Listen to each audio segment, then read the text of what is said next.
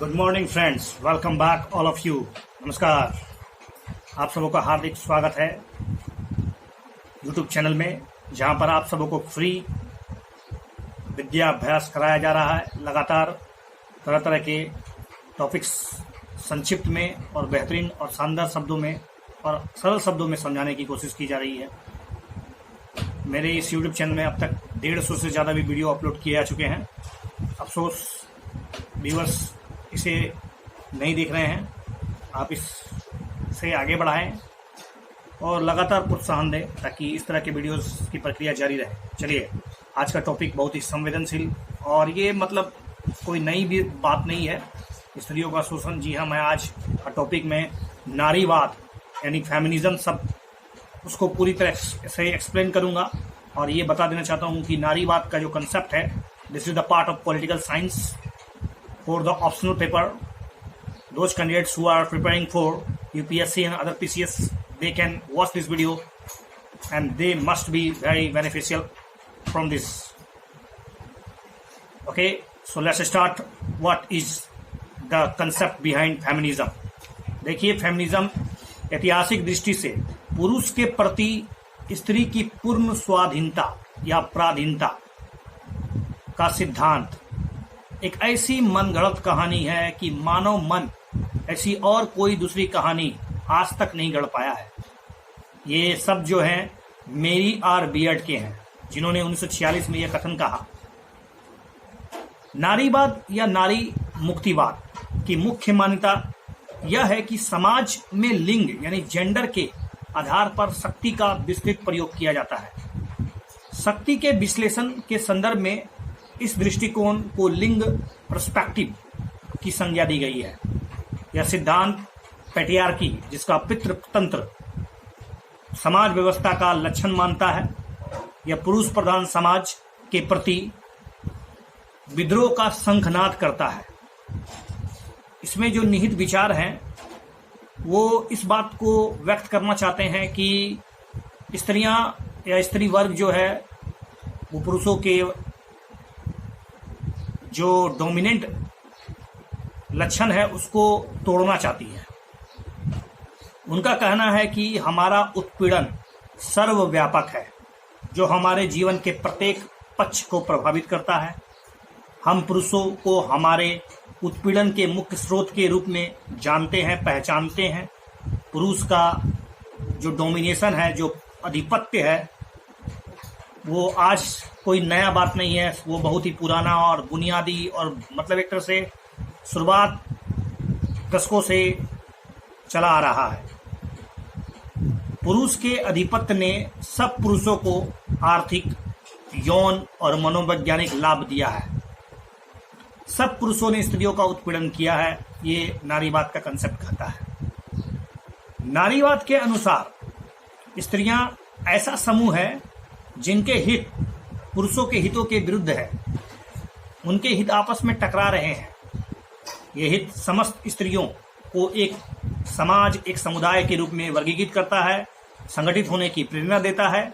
चाहे ये धनवान हो, निर्धन हो, गरीब हो, काले हो, गोरे हो, वेस्टर्न हो, इंडियन हो, निम्न जाति के हो, उच्च जाति के हो, कोई फर्क नहीं पड़ता है। सब चीज को भुला दीजिए और इकट्ठा हो जाइए पुरुषों के खिलाफ और अपनी मुक्ति के लिए संघर्ष करिए।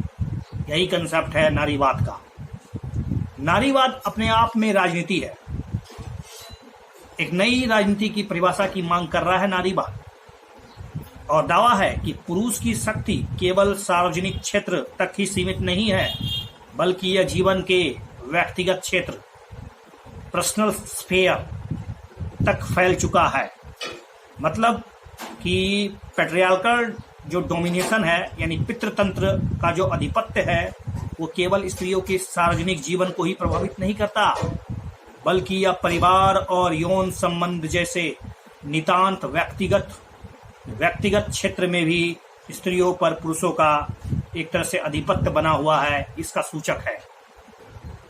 इसलिए नारीवाद चाहता है, या नारीवाद का जो कंसेप्ट है वह चाहता है कि जीवन के जिन क्षेत्रों को व्यक्तिगत क्षेत्र मानकर राजनीति के दायरे से बाहर रखा गया है, उसे राजनीतिक, उसे पॉलिटिकल नेचर दिया जाए ताकि उस पर विस्तृत चर्चा हो और पुरुष शक्ति को चुनौती दी जाए। एक कोटेशन है हैरियट मार्टिन्यू का है, कहता है कि यदि सभ्यता का सही परख करनी हो तो समाज के उस आधे हिस्से की हालात पर विचार करना चाहिए जिस पर दूसरा आधा हिस्सा अदम्य शक्ति का प्रयोग कर रहा है। शॉर्ट में कहें तो नारीवाद पुरुष के मुकाबले नारी की स्थिति, उसकी भूमिका और उसके अधिकारों का गहरा सरोकार रखता है। नारी की पराधीनता यानी सब्जेक्शन और नारी के प्रति होने वाले अन्याय पर ध्यान केंद्रित करना चाहता है। इनके प्रतिकारों के उपायों पर विचार करता है। नारीवाद का दावा है कि अतीत और वर्तमान समाजों में स्त्रियों को अपने आधिपत्य, यहाँ तक कि उसके अस्तित्व के कारण अन्याय का सहन करना पड़ा है और आज भी उनके साथ अन्याय हो रहा है। स्त्रियों के अधिकार को मानवाधिकार की सामान्य श्रेणी के रूप में मान्यता दे दी जाती है। संपूर्ण सामाजिक जीवन के संदर्भ में स्त्री पुरुष की समानता स्वीकार की जाती है और स्त्री को परंपरागत पराधीनता से मुक्ति प्रदान करने के लिए वुमेनहुड की नई परिभाषा दी जाती है। नारीवाद का उदय आखिर कब से हुआ? ये जो कंसेप्ट है राइज ऑफ फेमिनिज्म, समकालीन संदर्भ में अगर प्रेजेंट सिनेरियो में देखा जाए तो नारीवाद का आंदोलन यानी नारीवाद का जो कंसेप्ट है वो 1970 के दशक में शुरुआत होता है। स्त्री पुरुष की जो स्थिति, सापेक्ष स्थिति रही है, ये विवाद जो है चिरकाल से है। आप अगर वैदिक सभ्यता, उत्तर वैदिक काल से पढ़ते आएंगे तभी तो आपको समझ में आ जाएगा कि नारियों का शोषण, नारियों का अत्याचार, नारियों पर अत्याचार किस प्रकार से हुआ है। प्राचीन यूनानी दार्शनिकों ने, यहाँ तक कि प्लेटो ने, जब उसने अपने संरक्षक वर्ग का निर्धारण कर रहे थे तो उसमें उन्होंने स्त्री और पुरुष की समानता पर बल दिए। लेकिन अगर अरस्तु के विचारों को आप ध्यान से पढ़ेंगे तो पता चलेगा कि अरस्तु के विचार स्त्रियों की हीनता का बोधक है। वह स्त्रियों को दास के बराबर मानता है, उसके कैटेगराइज उसे दास के बराबर रखता है। यहाँ तक कि प्राचीन भारतीय गौरव यानी मनुस्मृति का दो कथन आप सुनिए। एक और कहता है कि जहाँ नारियों का वास होता है, माफ कीजिएगा, जहाँ नारियों की पूजा होती है वहीं पर नारायण का वास होता है, देवताओं का वास होता है। इसके जस्ट विपरीत देखिए कि लिखा गया है कि नारी स्वतंत्र रहने योग्य नहीं है। ये दोनों विचार अपने आप में कंट्राडिक्ट हैं। अर्थात मनुस्मृति की जो भावनाएं हैं वो स्त्रियों के प्रति कितनी बदतर है ये आप समझ सकते हैं। कुछ भी हो, प्राचीन काल हो या मध्यकाल हो, नारी की हीन स्थिति के विरुद्ध किसी आंदोलन को कोई संकेत नहीं मिलता। अगर सही ढंग से देखा जाए तो उदारवादी परंपरा का जो विकास हुआ है उसमें Mary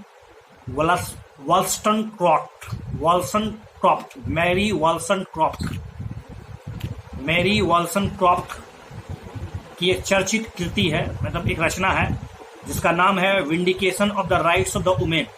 vindication of the rights of the women अर्थात नारी अधिकारों का औचित्य 1793 में लिखा गया था, जिसमें स्त्रियों की कानूनी, राजनीति और शैक्षिक क्षेत्रों में समानता प्रदान करने की औचित्य स्थापित की गई थी। क्यों जरूरी है आखिर स्त्रियों की समानता, चाहे आर्थिक हो, सामाजिक हो, राजनीतिक हो, उसके जो विभिन्न पहलू हैं उस पर विचार करने के लिए मैरी वॉल्सनक्रॉफ्ट के द्वारा एक किताब लिखा गया जिस किताब का नाम है नारी अधिकारों का औचित्य। हालांकि वॉल्सनक्रॉफ्ट के विशेष रूप से जो विचार है वो बहुत ही छोटे हैं, संकीर्ण हैं, उसमें उतना विस्तृत मतलब बल नहीं दिया गया।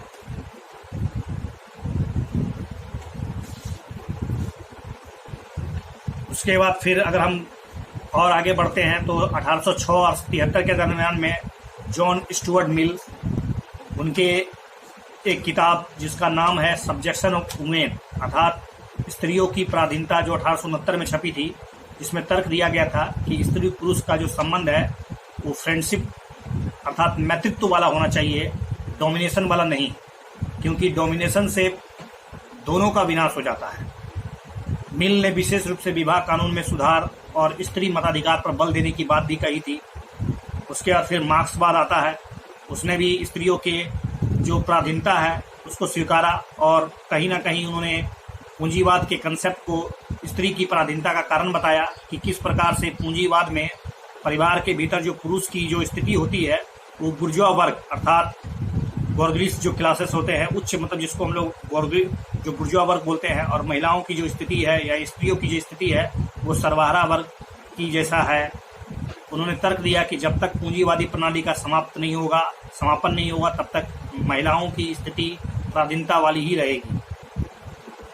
उसके बाद 70 के दशक में यूरोप और अमेरिका में अनेक जागरूक महिलाओं ने भी अनुभव किया कि महिलाओं के जो मताधिकार आंदोलन है उसके प्रति उदारवादी और समाजवादी दोनों के विचार में काफ़ी सजगता है। फिर भी पश्चिमी संस्कृति ने स्त्रियों के स्थायित्व उसकी पराधीनता को बरकरार रखा। आपको पता होना चाहिए कि वोट देने का जो अधिकार है वो बहुत लंबे समय बाद मिला अमेरिकी और ब्रिटेन जैसी बड़ी लोकतांत्रिक देश के समाज में भी। तो सबसे पहले आपको ये स्पष्ट करना होगा कि नारीवादी आंदोलन के कई चरण हैं। नारीवादी जिसमें उदार नारीवादी, जिसमें हम लोग लिबरल फेमिनिज्म पढ़ेंगे, समाजवादी नारीवाद जिसमें हम लोग सोशलिस्ट फेमिनिज्म, और फाइनली आमूल परिवर्तनवादी नारीवाद जिसको हम लोग रेडिकल फेमिनिज्म कहते हैं। और next day we are going to discussing about liberal feminism. उदारवादी कंसेप्ट क्या है, उदारवाद का जो दृष्टिकोण है वो नारियों के प्रति या नारियों की स्थिति को किस तरह से देखता है, उसमें क्या सुधार करने की कोशिश करता है, पुरुष के किसने अधिकारों को वो शोषित या एक तरह से मेंटेन करना चाहता है, संतुलन करना चाहता है। Everything will be clear on next day. Thanks for lot watching this video. नारीवाद के कंसेप्ट को सुनिए ध्यान से और इसे आगे बढ़ाइए। Thank you.